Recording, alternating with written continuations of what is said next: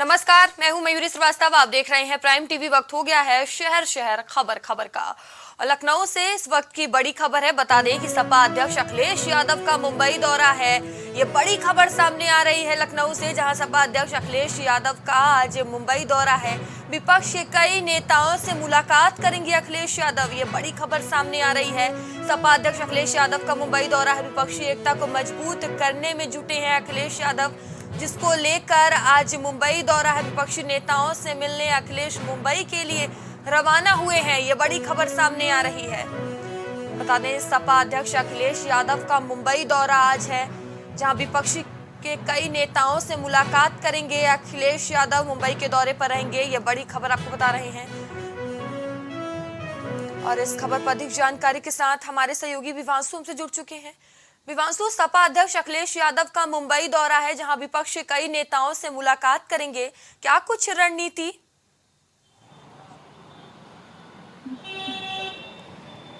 जी बिल्कुल मयूरी, आपको बता दें कि समाजवादी पार्टी के राष्ट्रीय अध्यक्ष अखिलेश यादव लगातार लोकसभा चुनाव को लेकर जहां एक तरफ पार्टी को धार दे रहे हैं, पार्टी के अंदर में लगातार संगठन की बैठक करके जमीनी स्तर से मजबूत होने का प्रयास कर रहे हैं, तो वहीं अगर बात की जाए तो हर महीने अलग अलग राज्यों का दौरा करके तमाम विपक्षी दलों से मुलाकात कर रहे हैं। बीते दिन आपने देखा था कि तेलंगाना के मुख्यमंत्री से मुलाकात हुई थी। वहीं आपने देखा कि इससे पूर्व में बिहार के मुख्यमंत्री से मुलाकात कर चुके हैं। वहीं अगर बात की जाए तो बंगाल की मुख्यमंत्री ममता बनर्जी से मुलाकात कर चुके हैं। वहीं आज अगर बात की जाए तो देश के सपनों की नगरी महाराष्ट्र के दौरे पर अखिलेश यादव इस वक्त पहुंचे हुए हैं। अगर बात की जाए तो अखिलेश यादव आज सुबह कहीं ना कहीं महाराष्ट्र के लिए निकल चुके हैं और वहां जाकर आज तमाम विपक्षी दलों के नेताओं से मिलेंगे। सबसे पहले अगर बात की जाए तो एनसीपी को लेकर जो राजनीतिक सियासत तेज है, उसी संबंध में विपक्षी एकता को दिखाते हुए और विपक्षी एकता में एक साथ मिलकर काम करने को लेकर एनसीपी प्रमुख और एनसीपी के बड़े नेता कहीं ना कहीं शरद पवार से आज मिलेंगे। उसके ठीक बाद अगर बात की जाए तो एनसीपी की नेत्री और राज्यसभा सांसद सुप्रिया सुले से मुलाकात करेंगे। उसके ठीक बाद अगर बात की जाए तो शिवसेना के उद्धव गुट के नेता उद्धव ठाकरे से मुलाकात करेंगे और उनके पुत्र आदित्य ठाकरे भी इस मुलाकात में मौजूद रहेंगे। साफ तौर से अखिलेश यादव इस मुलाकात के बाद कहीं ना कहीं 2024 के चुनाव को लेकर रणनीति तैयार करने पर बात करेंगे। साथ ही आगामी विपक्ष की बैठक को लेकर भी अखिलेश यादव कहीं ना कहीं कई ऐसे बात को कर सकते हैं, क्योंकि अगर बात की जाए तो यूनिफॉर्म सिविल कोड को लेकर अगर देखा जाए तो समाजवादी पार्टी इसका विरोध कर रही है, वहीं शिवसेना उद्धव गुट इसका समर्थन कर रहे हैं। तो इस मुद्दे पे भी बात हो सकती है। अगर बात की जाए तो आज की जो बैठक है वो कहीं ना कहीं सियासी मायनों से बड़ी बैठक के रूप में आज देश भर में देखी जा रही है। देखने वाली बात ये होगी कि जब एनसीपी के नेता शरद पवार से और साथ ही साथ उनकी पुत्री सुप्रिया सुले से मिलेंगे और शिवसेना के उद्धव ठाकरे से मिलेंगे, तो किन विषयों पर चर्चा की जाती है वो बैठक के बाद साफ होगा। मयूरी, विवांशु, जैसे अभी आपने बताया विपक्षी कई नेताओं से मुलाकात करेंगे अखिलेश यादव, तमाम विषयों पर भी चर्चा होगी। तो ये मुलाकात कब हो रही है, क्या इसकी कोई जानकारी है? अभी तो रवाना हो गए हैं अखिलेश यादव मुंबई के लिए। जी, माना जा रहा है कि दोपहर बाद तक ये मुलाकात होगी, देर शाम तक वो मुलाकात करते रहेंगे। अगर बात करें तो महाराष्ट्र के दो बड़े नेताओं से मुलाकात की बात सामने आई है और बात करें तो समाजवादी पार्टी लगातार 2024 को लेकर रणनीति तैयार कर रही है और इस बैठक को कहीं ना कहीं सियासी मायनों में विपक्षी एकता की बैठक के तौर पर देखा जा रहा है। मयूरी, अगर बात करें तो साफ तौर से जहां कांग्रेस अपना स्टैंड साफ कर चुकी है कि वो क्षेत्रीय दलों के साथ चुनाव लड़ेगी, अभी अगर बात करें तो तमाम क्षेत्रीय दल के जो रणनीति है वो साफ नहीं हो पाए हैं और इसको लेकर अखिलेश यादव जो कि देश के सबसे बड़े सूबे के नेता प्रतिपक्ष हैं, वो कहीं ना कहीं महाराष्ट्र की धरती पर जाकर वहां के नेताओं से बीजेपी को कैसे रोकना है इस मुद्दे पर चर्चा करेंगे और केंद्र सरकार की जो तमाम नीतियां हैं उनके विपरीत में जो कार्य चल रहे हैं उसके समक्ष नेताओं से आज बैठक में चर्चा करेंगे। अब देखने वाली बात ये होगी कि बैठक के बाद क्या निकलकर साफ आता है बाहर। जी विवांशु, जिस तरह अखिलेश यादव विपक्षी एकता को एक करने में लगे हुए हैं, लगातार कवायद की जा रही है। अगर विपक्षी एकता एक हो जाती है तो क्या इससे भारतीय जनता पार्टी को कुछ नफा नुकसान होगा?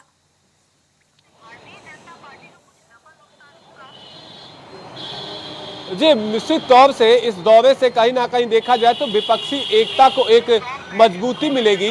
और मयूरी अगर बात करें तो जहां एक तरफ भारतीय जनता पार्टी महाजनसंपर्क अभियान के माध्यम से प्रदेश और साथ ही साथ देश के अलग अलग कोनों में अपने कार्यकर्ताओं को जोड़ने में लगी है, तो वहीं विपक्ष अभी तक अगर बात करें तो एक बैठक के बाद से आपने देखा कि बिहार के पटना में एक बैठक हुई जिसमें 15 विपक्षी दलों के नेता एक साथ बैठे, मगर यूनिफॉर्म सिविल कोड को लेकर सबके स्वर अलग है। दो पार्टियों का कहीं ना कहीं समर्थन मिल चुका है यूसीसी को। अगर बात करें तो शिवसेना उद्धव गुट और आम आदमी पार्टी का समर्थन कहीं ना कहीं यूनिफॉर्म सिविल कोड को मिला है।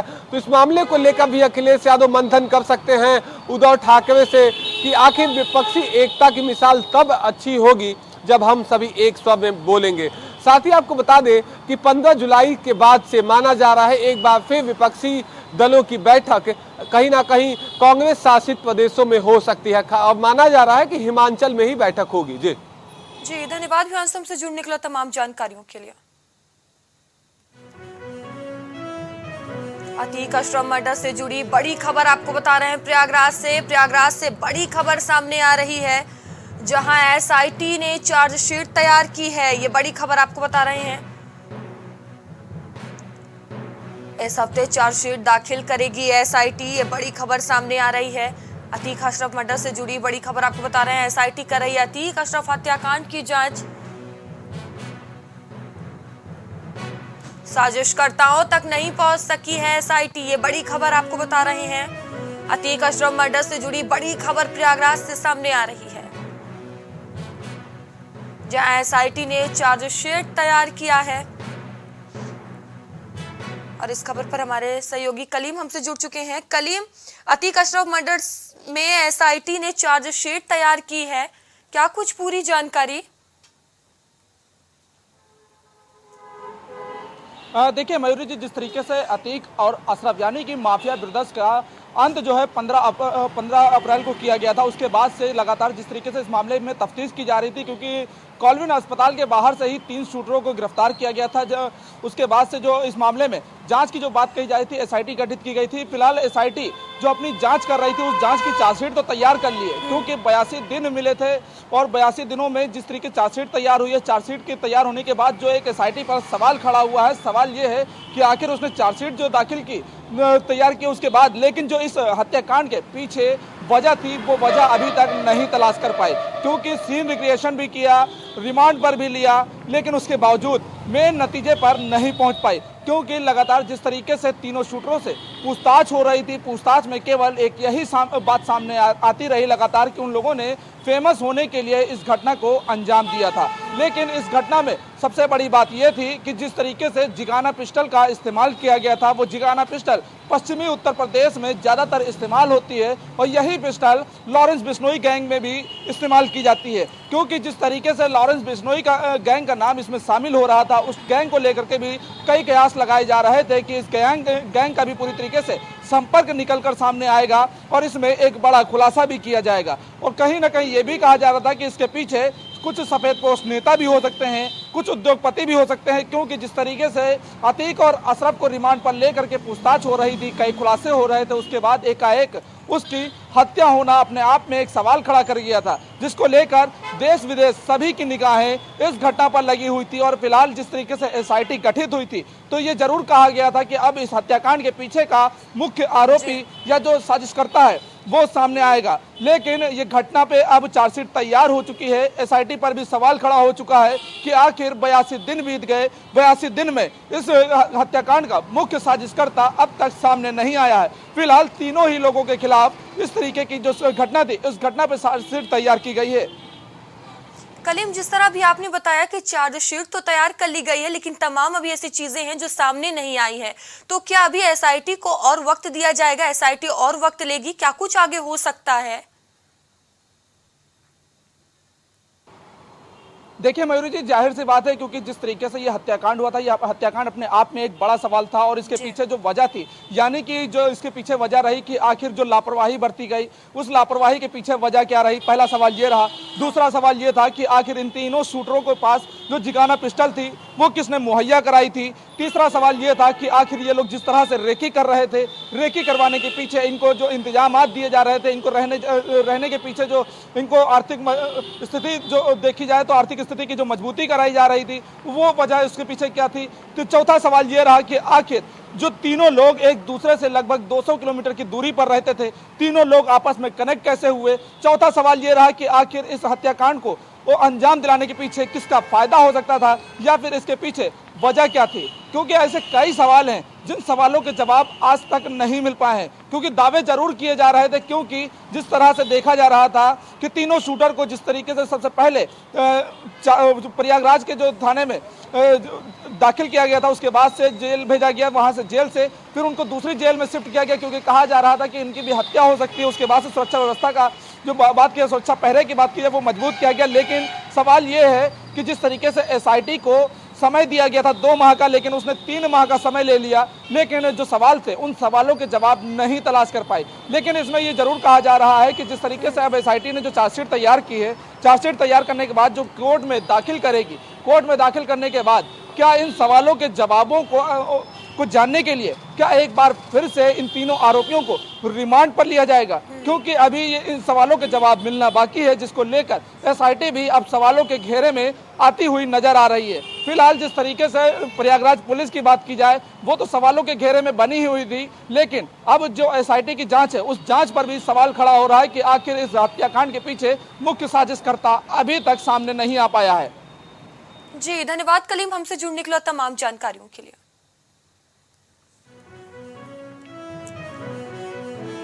आरएमएल अस्पताल में इंटर्नशिप पूरी कर चुके डॉक्टरों का प्रदर्शन। लखनऊ से ये बड़ी खबर आपको बता रहे हैं। साल 2017 के बैच की अगुवाई में सभी बैच ने प्रदर्शन किया है। ये बड़ी खबर लखनऊ से बता रहे हैं। प्रदर्शन कर रहे छात्रों ने सड़क जाम किया है। इंटर्नशिप पूरी होने के बाद भी रिकॉग्नाइजेशन नहीं मिला है, जिसको लेकर प्रदर्शन हो रहा है। बिना रजिस्ट्रेशन नंबर के काउंसलिंग नहीं करा सकेंगे छात्र। आरएमएल अस्पताल में इंटर्नशिप पूरी कर चुके डॉक्टरों का प्रदर्शन देखने को मिला है। लखनऊ से ये बड़ी खबर आपको बता रहे हैं। साल 2017 के बैच की अगुवाई में सभी बैच ने प्रदर्शन किया है। प्रदर्शन कर रहे छात्रों ने सड़क जाम किया। ये बड़ी खबर लखनऊ से आपको बता रहे हैं, जहां डॉक्टरों का प्रदर्शन देखने को मिला है। इंटर्नशिप पूरी करने के बाद भी नहीं मिला रिकॉग्नाइजेशन, जिसको लेकर प्रदर्शन कर रहे हैं छात्र। बिना रजिस्ट्रेशन नंबर के काउंसलिंग नहीं करा सकेंगे छात्र। आरएमएल अस्पताल में इंटर्नशिप पूरी कर चुके डॉक्टरों का प्रदर्शन देखने को मिला है। साल 2017 के बैच की अगुवाई में सभी बैच ने प्रदर्शन किया है। और इस खबर पर अधिक जानकारी के साथ हमारे सहयोगी विवेक हमसे जुड़ चुके हैं। विवेक, इंटर्नशिप पूरी कर चुके डॉक्टरों का लखनऊ में प्रदर्शन देखने को मिल रहा है, क्या वजह है प्रदर्शन की, क्या कुछ पूरा मामला? देखिए मयूरी, यह मामला राम मनोहर लोहिया आयुर्विज्ञान संस्थान का है, जहां 2017 के बैच के जो डॉक्टर्स हैं, जो छात्र हैं, जिनकी इंटर्नशिप पूरी हो चुकी है, उनकी अगुवाई में डॉक्टरों के एक बैच ने प्रदर्शन किया। उनका कहना था कि जिस तरीके से उन्होंने 2017 के बैच के बाद अपनी पढ़ाई पूरी की, 5.5 साल की पढ़ाई होती है एमबीबीएस की, इसके बाद उन्होंने अप्रैल 30 तक अपनी इंटर्नशिप जो है वो खत्म कर ली थी। लेकिन इस बाद मई, जून और मिड जुलाई का समय आ गया है, उनको अभी तक रजिस्ट्रेशन नहीं मिला है, उनको रिकॉग्नाइज नहीं हो पाए हैं। रजिस्ट्रेशन नंबर न मिलने के कारण जो छात्र है वो नीट पीजी के काउंसलिंग में अपीयर नहीं हो सकेंगे, और जो छात्र नीट पीजी नहीं करना चाहते हैं, कहीं और प्रैक्टिस करना चाहते हैं, वो प्रैक्टिस के लिए एलिजिबल नहीं है। लगातार इन छात्रों के द्वारा कॉलेज प्रशासन को यह अवगत कराया गया कि पास आउट होने के बाद, इंटर्नशिप पूरी होने के बाद वो कहीं और प्रैक्टिस करना चाहते हैं या फिर अपने कॉलेज में भी प्रैक्टिस करना चाहते हैं, लेकिन कॉलेज प्रशासन भी अपने यहाँ उनको प्रैक्टिस करने की अनुमति नहीं दे रहा है। इन तमाम चीज़ों को लेकर लोहिया के जो इंटर्नशिप पास कर चुके छात्र हैं, उन्होंने एक विरोध प्रदर्शन किया। प्रशासनिक भवन से विरोध प्रदर्शन शुरू हुआ। उस समय कार्यवाहक निदेशक डॉक्टर दीपक मालवीय आए, बच्चों से बातचीत की, समझाया बुझाया, लेकिन उनके कहने का कोई फर्क करते हुए नहीं देखा जा सका। इन छात्रों ने साफ तौर पर यह कहा है कि पिछले 2.5 महीने से हमारा कॉलेज हमको लगातार आश्वासन दे रहा हो, और यहाँ तक बात की जाए नेशनल मेडिकल काउंसिल की, तो उन्होंने बाकायदा ये कहा है कि मान्यता नहीं मिली है काउंसिलिंग के, जिसके आधार पर रजिस्ट्रेशन नहीं हो पाया है। इसके बाद छात्र विरोध प्रदर्शन करने को मजबूर थे। प्रशासनिक भवन से शुरू हुआ उनका यह प्रदर्शन एकेडमिक ब्लॉक तक गया, यहाँ तक कि उन छात्रों ने सड़क को जाम भी किया और कॉलेज प्रशासन के खिलाफ जो है जम के नारेबाजी की। सड़क जाम के बाद तमाम ऐसे लोग हैं जिनको दफ्तर जाना था, तमाम मरीज और राहगीर के अलावा तीमारदार भी थे जिनको दिक्कतों का सामना भी करना पड़ा। इन सभी प्रदर्शन के बीच, सड़क जाम के बीच मौके से पुलिस प्रशासन गायब थी, नदारद थी। तो विवेक, अभी भी जिस तरह आप बता रहे हैं प्रदर्शन करें, लगातार नारेबाजी हुई, तो क्या कोई बड़े आला अधिकारी अभी तक पहुंचे, कोई आश्वासन दिया गया उन्हें? जी बिल्कुल, रोहिया संस्थान की निदेशक सोनिया नित्यानंद खुद वहां पे पहुंची एकेडमिक ब्लॉक पे और छात्रों से बातचीत करने की कोशिश की। प्राइम टीवी से खास बातचीत में प्रोफेसर सोनिया नित्यानंद ने बताया कि ये पूरा जो मामला है वो एनएमसी पे ऊपर डिपेंड करता है और वही बाकायदा रजिस्ट्रेशन अलग अलग कॉलेजों को देती है। अलग अलग कॉलेजों की रजिस्ट्रेशन देने की प्रक्रिया अलग होती है और इसके डेट्स भी अलग होते हैं। थोड़ी देरी भले राम मनोहर लोहिया संस्थान को रजिस्ट्रेशन मिलने में हुई है, लेकिन ये आश्वासन वो दिला रही है कि छात्रों के जीवन से कोई खिलवाड़ नहीं किया जाएगा और नीट पीजी की काउंसलिंग के पहले तक सभी को उनका रजिस्ट्रेशन मिल जाएगा। हम आपको बता दें कि 25 से 30 छात्र ऐसे हैं जिन्होंने नीट पीजी की परीक्षा को अच्छे नंबर से ऑल इंडिया रैंक में पास किया है, अब वो अपने काउंसलिंग के लिए भटक रहे हैं। लगातार कॉलेज प्रशासन और निदेशक सोनिया नित्यानंद बच्चों को आश्वासन दे रही है कि किसी का भी भविष्य खराब नहीं होगा और जो लोग नीट पीजी के लिए चुने गए हैं, जो काउंसलिंग कराने के लिए अवेलेबल है, वो अपनी काउंसलिंग तय समय से करा पाएंगे और कॉलेज प्रशासन उनका पूरा सहयोग करने के लिए तैयार है। तो जिस तरह आप बता रहे हैं विवेक, कॉलेज प्रशासन लगातार आश्वासन दे रहा है, अपनी बात रख रहा है, इस पे बच्चों का क्या रुख है? डॉक्टर्स क्या कह रहे हैं, छात्र क्या कह रहे हैं? देखिए, कहीं ना कहीं लगभग 2.5 महीने से ये छात्र अपनी आवाज़ उठा रहे थे और अपना रजिस्ट्रेशन नंबर मांग रहे थे।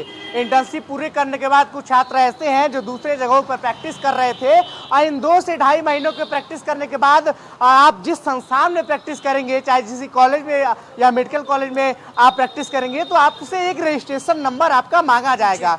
फिलहाल छात्रों के पास रजिस्ट्रेशन नंबर नहीं था, जिसकी वजह मैंने आपको बताई। और एक और वजह मैं आपको बता दूं मयूरी कि जिस तरीके से फैकल्टी में अटेंडेंस की दिक्कतों की वजह से भी एनएमसी ने इस काउंसिल पर रोक लगा दी थी और रजिस्ट्रेशन नंबर अब तक जारी नहीं किया गया था। तो एक कॉलेज प्रशासन की जिम्मेदारी बनती है कि इन तमाम चीज़ों को दुरुस्त किया जाए और उन सभी छात्रों की मदद करे जो पिछले 2.5 महीने से हलकान है, अपने रजिस्ट्रेशन नंबर के मांग के लिए अड़े हुए हैं। आखिरकार इन छात्रों का सब्र टूटता है और छात्र बताते हैं कि 10 से 12 दिनों में नीट पीजी की काउंसलिंग शुरू हो जाएगी और काउंसलिंग में अगर ये अच्छे रैंकर्स जिनके पास रजिस्ट्रेशन नंबर नहीं होगा, वो अपने मन पसंदीदा सब्जेक्ट और उनके फेवरेट कॉलेज में उनका एडमिशन नहीं होगा, तो कहीं ना कहीं छात्रों के जीवन से खेलने का, खिलवाड़ का ये जरिया बन सकता है। और कॉलेज प्रशासन लगातार अपनी कोशिश कर रहा है कि जो मेडिकल कॉलेज से निकले छात्र हैं इंटर्नशिप पूरी करके, उनको तय समय से पहले ही, यानी काउंसलिंग शुरू होने से पहले ही रजिस्ट्रेशन नंबर दिया जा सके। चाहे जो छात्र अच्छी रैंक ला के नीट पीजी में आगे पढ़ना चाहते हैं, पीजी करना चाहते हैं, वो अपनी पढ़ाई पूरी रखें और जो छात्र प्रैक्टिस करना चाहते हैं वो अपनी प्रैक्टिस कहीं और जाके जारी रखें। जी धन्यवाद विवेक, हमसे जुड़ने के लिए तमाम जानकारियों के लिए। तो बता दें कि राम मनोहर लोहिया अस्पताल में इंटर्नशिप पूरी कर चुके डॉक्टरों का ये प्रदर्शन देखने को मिल रहा है। साल 2017 के बैच की अगुवाई में सभी बैच ने प्रदर्शन किया है।